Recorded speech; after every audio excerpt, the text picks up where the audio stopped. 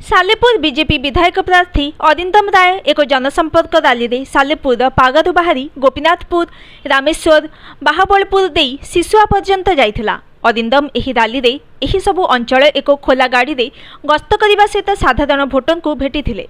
एहा सहित से उत्कल गौरव मधुसूदन दास को जन्ममाटी को जाई सेठने मधुबाबू प्रतिमूर्ति रे पुष्पमाल्य दे फेरिथिले।